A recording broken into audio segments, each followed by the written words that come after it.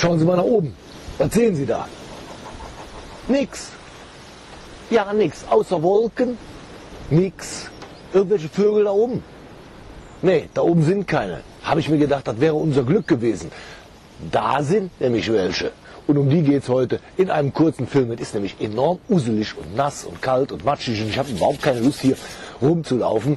Aber darüber erzähle ich ein bisschen was. Es geht um Selbstversorgung und der Gesetzgeber. Bleiben Sie dran.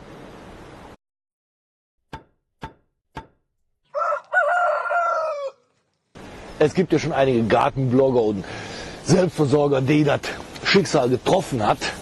Die müssen ihre Tiere einsperren. Ich noch nicht. Warum? Weil da oben keine Vögel rumfliegen. Da sind keine, wir sind kein Vogeldurchzugsgebiet. Da kommen zwar immer mal Wildgänse rübergeflogen, aber es gibt hier meilenweit kein Teich, kein Tümpel, kein Moor, kein Sumpf oder was auch immer. Das nächste, was von hier aus in nennenswerter Größe existiert, ist der Rhein. Aber das sind auch schon 20 Kilometer weit weg. Hier gibt es nichts. Ich habe gedacht, der Kelch mit diesem ganzen Vogelgrippe-Gedönse ging an mir vorbei. Ist aber nicht so. Sind doch stattliche Tierchen. 5 Stück, dick und fett, gut gefüttert. Die fressen mir dauernd das Gras da hinten weg. Die tigern den ganzen Tag durch den Garten hier. Eigentlich gar keine schlechte Angelegenheit. Aber irgendwann sollen die auch im Topf landen. Ja, und damit habe ich ein Problem. Ich habe gedacht, echt, diese ganze Vogelgrippe-Geschichte, die ging an uns vorbei. Ich würde die jetzt vor Weihnachten schnell zum Schlachter bringen oder kurz nach Weihnachten zum Schlachter bringen. Und dann würde ich die schön als Filet und als Gänsekeulen wiederkriegen. Geschissen. Weil das sind ja nicht mal einen halben Kilometer, 300 Meter von hier entfernt, riesen Geflügelzüchter. Der schlachtet die immer für mich. Auch diesmal. Ich bin dahin, ich sag, kann man die schlachten lassen beim nächsten Termin. Tja, wie heißt das? H5N1 oder auch wie auch immer, Vogelgrippe-Virus. Ich sag, was hat die Vogelgrippe mit meinen Gänsen zu tun? Der Gesetzgeber hat ein Transportverbot erlassen. Und das nicht nur aus gefährdeten Gebieten, sondern aus allen Gebieten. Seit kurz nach Weihnachten, also habe ich das verstanden, dürfen Tiere nicht mehr transportiert werden. Oder sie dürfen transportiert werden, man muss sie nur vorher untersuchen lassen. 7 Tage vorher oder maximal 7 Tage vorher, was natürlich ein Schweinegeld kostet, was für ein Hobby Selbstversorger wie mich völlig witzlos ist. Man muss die untersuchen lassen und dann dürfte ich die 300 Meter dahin fahren. So, aber nicht. Und jetzt sitze ich hier mit 5 stattlichen Tierchen, die ich nicht geschlachtet kriege. Jetzt kommen natürlich wieder welche, die sagen, als Selbstversorger muss man das ja alles selber machen. Richtig, ich bastel mir auch meine Schuhe aus alten Autoreifen zusammen. Ja, ist klar, ich meine, gibt Gegenden, da macht man das. Ist aber nicht Ziel und nicht Sinn dieser ganzen Geschichte, die ich hier betreibe. Also Dinge auszulagern, ist schon ganz normal. Ich laufe schon jeden Tag fast, also immer wenn es halbwegs trocken ist, laufe ich schon immer hinten an der Hecke zum Nachbarn entlang und gucke, ob die nicht irgendwann anfangen Eier zu legen. Bisher habe ich noch keine finden können, aber ich habe mir irgendwie mal gesehen, die verstecken die ganz gut. Im letzten Jahr habe ich eins gefunden, noch Mitte des Jahres, im Komposthaufen. Also sie sollten ja eigentlich geschlachtet werden, bevor das die ersten Eier legen, aber jetzt stehe ich doof da. Das Transportverbot soll meiner Information nach erstmal bis März gelten. Jetzt muss ich die bis März durchfüttern. Ich kriege hier so oft Mails und Kommentare, mach doch mal was über die Tiere. Ja, was mache ich über die Tiere? Wenn da nichts ist, da kann man da nichts machen. Aber ein bisschen was kann ich jetzt so noch über die Gänse sagen, weil das sind meines Erachtens nach die unproblematischsten Tiere, die wir hier überhaupt haben. Fressen. Hat mir der Gänsemensch gesagt, ich muss die ordentlich füttern, damit die auch richtig schön fett sind. So. Erstaunlicherweise, es bleibt immer, das ist normales Hühnerfutter, Körnerfutter. Das fein geschredderte Zeug hier, das bleibt im Fressnapf zurück. Fragt mich einer, wie die das schaffen, hier die dicken Körner rauszufressen und das Kleinzeug drin liegen zu lassen. Ich meine, die haben ja nur ziemlich grobe Schnäbel, ja, aber die schaffen das. Die suchen sich die Weizenkörner raus hier und alles, was feiner ist, lassen die liegen.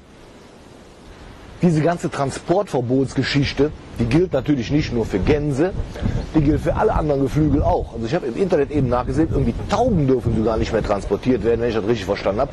Das würde für die Hühner gelten. Die werden allerdings, da kommen noch nicht dran, erst im April oder so. Und für Enten auch.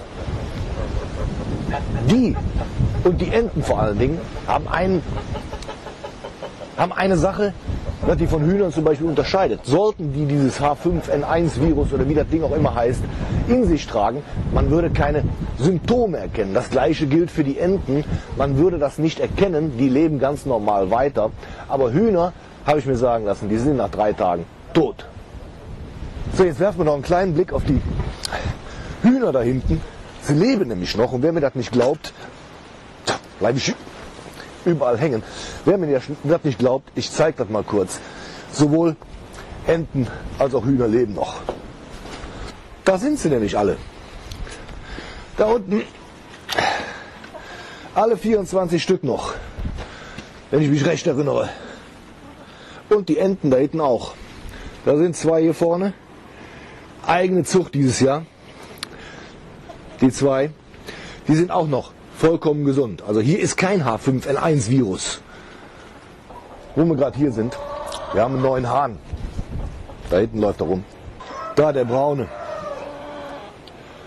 Geschenkt bekommen. Ja, der alte lebt auch noch, gar keine Frage. Ja, ich mache irgendwann noch mal, wenn ich mal Zeit habe, einen Film über die Fußverletzung, die der hatte.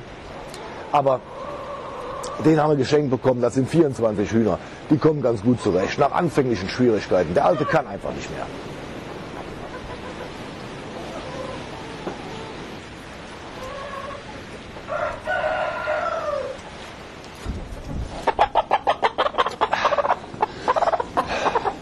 Jetzt fängt es schon wieder in Strömen an zu regnen. Keine Lust mehr. Es ging eigentlich in diesem Film nur kurz darum, der Gesetzgeber und der möchte gern Selbstversorger. Ich stehe da, hab die Tiere schlachtreif, hab mir alle Mühe gegeben und jetzt kann ich bis März warten, um die zu schlachten. Hat früher nicht gegeben. Wen hat das früher interessiert? Ich meine, wir haben ja schon Glück gehabt, dass wir nicht, wie heißt es, aufstallen müssten. Also ich hätte gar keine Möglichkeit gehabt. Ich hätte die Dinger direkt alle schlachten können. Gar keine Möglichkeit. Weder für die Hühner, in dem kleinen Stall können die nicht übernachten. Die Gänse, ich hätte gar keine Möglichkeit gehabt. Stattdessen trifft uns jetzt dieses Schicksal, dass wir hier die Tiere nicht schlachten können. Soweit nur ein kurzer Film. Selbstversorger und der Gesetzgeber. Das hat früher keinen interessiert. Und heutzutage macht man da so ein Bohai drum. Erschreckend. So, wer mehr wissen will, neulich im Garten.de/blog, YouTube-Kanal RR Hase. Selbstversorgung, Kleintierhaltung, Bienen, alles was das Leben interessanter macht. Kanal abonnieren, da unten weitererzählen. Bis demnächst. Mir ist es zu kalt, ich gehe jetzt wieder rein. Bis dann. Tschüss.